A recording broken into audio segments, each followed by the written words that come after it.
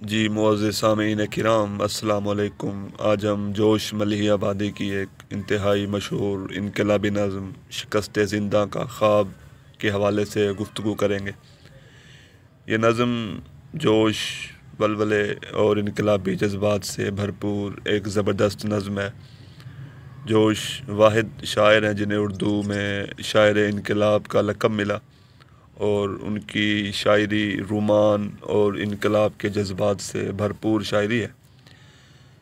الفاظ کی جادوگری کے وہ ویسے ہی بہت ماہر ہیں، اور اس نظم میں بھی وہ الفاظ کی جادوگری کرتے ہوئے نظر آتے ہیں۔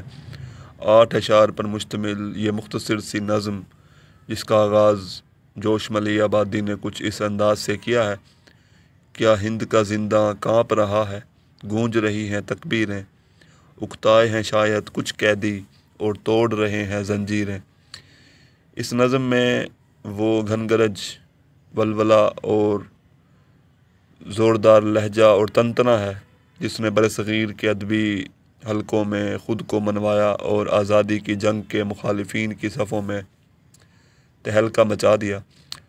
اگرچہ جوش مزاج کے اعتبار سے رومانوی شاعر ہیں، مگر اس نظم میں وہ ایک انقلابی اور ایک باغی شاعر کے روپ میں ہمیں نظر آتے ہیں۔ وہ نظم کے ذریعے انقلاب کا الاؤ بھڑکاتے ہیں۔ ان کی بہت سی نظمیں جنگ عظیم دوم کے دورانیے میں لکھی گئیں، جو حکومت برطانیہ کو خوف زدہ کرتی تھیں اور ہندوستان کی عوام کو بیدار کرتی تھیں۔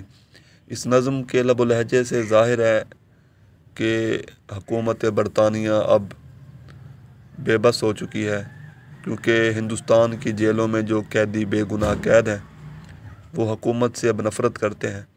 وہ زنجیریں توڑنے کے خواب دیکھتے ہیں اور زنجیریں توڑ کر آزاد ہونا چاہتے ہیں، اور یہی وہ شعور تھا جو کہ جوش ملیح آبادی اپنی شاعری کے ذریعے بیدار کرتے رہے، اور انگریز نفرت اور انگریز کی غلامی سے آزادی کی خواہش وہ اپنی نظموں کے ذریعے پیدا کرتے رہے۔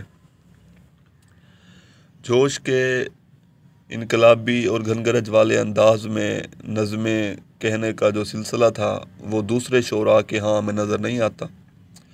ان کی نظمیں خفتہ ضمیر لوگوں کو بیدار کرتی تھیں، اور یہ نظم بھی ان کے مجموعے سیف و سبو میں شامل ہے، جس میں انہوں نے انگریز کے خلاف آواز بلند کی اور انہیں یہ یاد کرایا کہ اگر ہم ہندوستانی متحد ہو گئے تو جو تمہارا حشر اور حال ہوگا وہ تم خواب میں بھی سوچ نہیں سکتے۔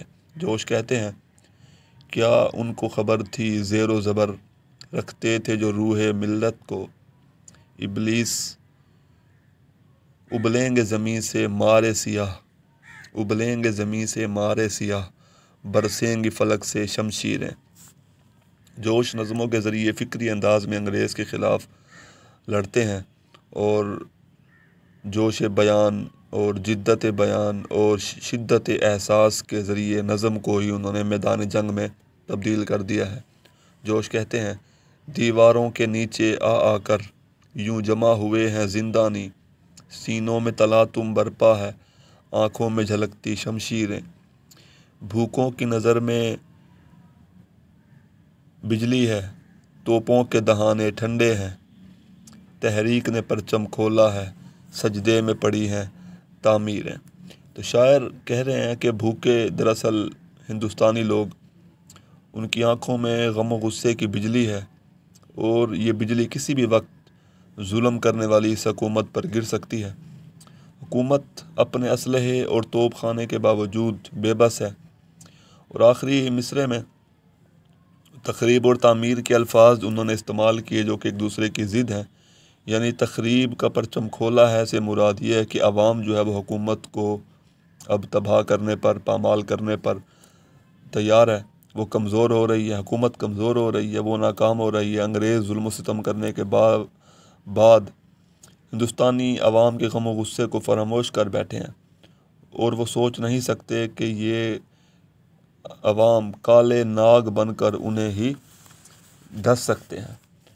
ایک وقت تھا کہ ہندوستانیوں کی زبان پر تالے تھے، وہ پھانسیوں پر لٹکائے گئے اگر انہوں نے حکومت کے خلاف احتجاج کیا، آواز بلند کی، زبان کھولی تو ان کی زبانوں پر تالے لگائے گئے، مگر جوش کہتے ہیں کہ آج وہ تالے کھل چکے ہیں، آج ان کے لب اظہار پر پابندی ختم ہو چکی ہے۔ جوش کہتے ہیں کیا ان کو خبر تھی ہونٹوں پر جو قفل لگایا کرتے تھے، ایک روز اسی خاموشی سے ٹپکیں گی دہتی تقریریں۔ تو جوش نے عوام میں آزادی کا جوش ولولہ پیدا کیا، اور ان کی اس نظم میں خطابت کی خوبی بھی ہے اور الفاظ کا تہلکہ خیز قسم کا استعمال بھی ہے۔